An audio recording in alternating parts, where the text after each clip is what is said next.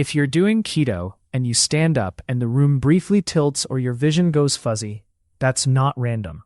In most cases, it's your blood pressure dropping for a moment before your body catches up. Keto changes how your kidneys handle salt and water, and that can shrink your blood volume faster than you expect. When there's less fluid in the system, it's harder to push blood up to the brain the instant you stand. The result can feel like lightheadedness, a head rush, or a quick wave of weakness.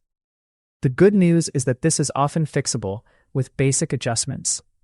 The important part is understanding the mechanism, so you don't just blame low carbs in general. Over the next few minutes, you'll get a clear mental model of what's happening, what's normal, and what's a red flag. And you'll leave with practical low-drama steps to test first. Moving to slide 2, let's name the main phenomenon, orthostatic intolerance. That's a fancy way of saying your body struggles briefly with the position change from lying or sitting to standing. Gravity suddenly pulls blood toward the legs and lower body. Your nervous system should respond by tightening blood vessels and slightly increasing heart rate. That keeps blood flow to the brain steady. If that response is delayed, or if there's not enough circulating volume to begin with, your brain gets a short dip in oxygen and glucose delivery. You feel dizzy, your ears might ring, and your vision can narrow for a second. This can happen to anyone, but keto can make it more likely because of the way it shifts fluids and minerals. The key is that the symptom is about circulation dynamics, not about needing carbs in that moment. Once you see it that way, the fixes become more obvious and more testable. Moving to slide 3. One of the biggest early keto shifts is what people call water weight loss. But it's not just water.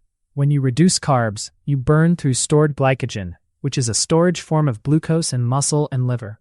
Glycogen holds onto water, so as glycogen drops, water follows. That can mean several pounds of fluid loss in the first week or two. If you don't replace that fluid, your circulating blood volume can dip. Less volume means less pressure reserve when you stand. It's like trying to run a sprinkler system with a half-filled tank. It might still work, but it sputters when demand changes quickly. This is why dizziness often shows up early in keto, especially if you also cut calories, start exercising more, or drink a lot of coffee. The fix starts with acknowledging that your baseline hydration needs changed, even if you don't feel thirsty. Moving to slide 4. Now let's talk about the real driver for many people, sodium. When insulin levels drop on keto, the kidneys tend to excrete more sodium. That's sometimes called the natriuresis of fasting or low-carb eating. Sodium isn't just a seasoning. It's a key mineral that helps your body hold on to fluid in the bloodstream. If sodium intake is low, while sodium losses are high, you can end up with a double hit, less fluid and less ability to retain it. That's a setup for low blood pressure and dizziness on standing. This is also why some people feel dramatically better after a salty broth. It's not magic. It's restoring a missing input. The tricky part is that many people on keto also avoid processed foods, which removes a major sodium source. So you can accidentally go from high sodium to very low sodium overnight without realizing it. Moving to slide 5. Sodium is only part of the electrolyte picture. Potassium and magnesium matter too, and keto can shift both. Potassium helps regulate fluid balance inside cells and supports normal nerve and muscle function, including the smooth muscle in blood vessels. Magnesium plays a role in muscle relaxation, nerve signaling, and heart rhythm stability. If you're low on magnesium, you might notice cramps, twitching, poor sleep, or a jittery feeling along with dizziness. If potassium intake drops because you cut fruit, beans, and some starchy foods, you may rely heavily on leafy greens, avocado, and certain dairy to make up the difference. The point is not to megadose supplements. The point is to recognize patterns. Dizziness plus cramps plus palpitations is a different clue than dizziness alone. When electrolytes are the issue, hydration without minerals can sometimes make you feel worse because you dilute what's already low. Moving to slide 6. Another piece is your autonomic nervous system, the automatic wiring that controls heart rate and blood vessel tone. When you stand, sensors in your arteries detect the pressure change and signal a fast correction. But if you're underfueled, underslept, stressed, or adapting to a new diet, that system can be a little sluggish. Some people also naturally run low blood pressure, and keto's fluid shift pushes them over the edge. Caffeine can complicate this. It can raise heart rate and increase urine output, which may worsen the volume problem. Alcohol can do something similar by promoting fluid loss and relaxing blood vessels. If your dizziness is worse in the morning, after hot showers, or after a long fast, that's another clue.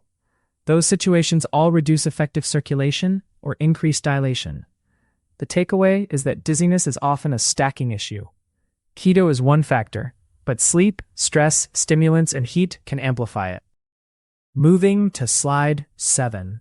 If you're combining keto with intermittent fasting, pay attention to timing. Fasting can deepen the same mechanisms: lower insulin, more sodium loss, and sometimes lower overall intake of fluids and minerals. Then you stand up quickly, and your body has less buffer. Also, many people break a fast with coffee first. That can be a 1-2 punch if you're already slightly dehydrated. Another common pattern is training hard while fasted. Exercise increases sweat loss, and sweat contains sodium. If you don't replace it, dizziness becomes more likely later in the day. None of this means fasting is bad. It means you need a plan for hydration and electrolytes that matches your schedule. A simple experiment is to add fluids and sodium earlier in the day and see if the symptom frequency drops. If it does, you've learned something useful about your personal threshold. Moving to slide 8. Let's get practical with a safe, common-sense troubleshooting order. First, check hydration, but think in terms of fluids plus minerals. If your urine is consistently very dark, that's a clue you may be behind. Second, test sodium. Many keto guides land somewhere around a few extra grams of sodium per day, but individual needs vary with size, sweat, and baseline blood pressure. Food-based options like broth, salted meals, pickles, or mineral water are simple starting points. Third, make sure you're not accidentally undereating. Very low calories can lower blood pressure and make you feel weak when standing. Fourth, slow the transition. Stand up in 2 steps. Sit, pause, then stand. That gives your reflexes time to catch up. If one change clearly helps within a day or two, keep it. If nothing helps, that's useful too, because it suggests you should look beyond electrolytes. Moving to slide 9. It also helps to know what normal adaptation feels like versus what suggests a bigger issue. Mild, brief lightheadedness in the first couple of weeks, especially with cramps or fatigue, often points to fluid and electrolyte shifts. It tends to improve when intake is corrected. But if you're getting near fainting, repeated blackouts, chest pain, or severe shortness of breath, that's not something to push through. Another red flag is dizziness that is worsening over time despite adequate fluids, sodium, and food. Also pay attention to your resting heart rate. If it's suddenly much higher than usual, or your heart feels like it's racing when you stand, that can indicate your body is compensating hard for low volume. The goal here isn't to diagnose yourself. It's to recognize when the simple keto explanations don't fit. In those cases, getting checked is the smart move, not an overreaction. Moving to slide 10. There are also a few keto-adjacent choices that quietly increase dizziness risk. One is going very low carb and very low salt at the same time, especially if you also increase water intake. Another is using diuretic habits without realizing it, lots of coffee, pre-workouts, or alcohol. A third is aggressive sauna use or long hot baths, which can lower blood pressure by widening blood vessels and increasing sweat. Even a high-intensity workout can leave you more orthostatic afterward if you didn't replace sodium. And finally, some people dramatically increase fiber supplements early on. That can change gut-water balance and sometimes worsen dehydration.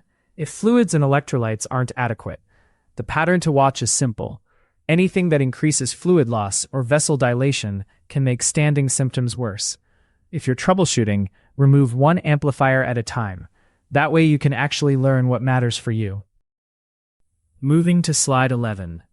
If you want a more objective way to check what's happening, you can do a simple at-home observation. Measure your pulse and blood pressure lying down, then again after standing for 1 and 3 minutes. You're looking for patterns, not perfection. A notable drop in systolic blood pressure, or a big jump in heart rate, can support the idea that volume and compensation are involved. If you don't have a cuff, even just noticing a strong pulse surge on standing can be informative. Also, check context. Did it happen after a long fast, after exercise, after a hot shower, or after a low-salt day? This is how you turn a vague symptom into a solvable problem. Keep the notes short. 2 lines per day is enough. After a week, you'll often see a clear trigger. And if you do end up talking to a clinician, these observations make that conversation much more productive. Moving to slide 12. Food choices can solve a lot of this without complicated supplements. For sodium, think broth, salted eggs, olives, pickles, and properly seasoned meat and vegetables. For potassium, think avocado, leafy greens, mushrooms, and some dairy like plain yogurt if it fits your plan. For magnesium, foods like pumpkin seeds, almonds, and dark chocolate in small amounts can help, along with leafy greens. The bigger strategy is consistency. Many people feel fine on keto for a few days, then crash when sodium intake accidentally dips. Another smart move is to match electrolytes to sweat. If you're active, you may need more sodium than someone sedentary on the same carbs. Also consider meal timing. A very large, heavy meal can pull blood toward the gut during digestion and make standing symptoms worse right after eating. Smaller meals can reduce that effect while you're adapting. Moving to slide 13. Let's also address a common misconception. Dizziness on keto doesn't automatically mean your blood sugar is dangerously low.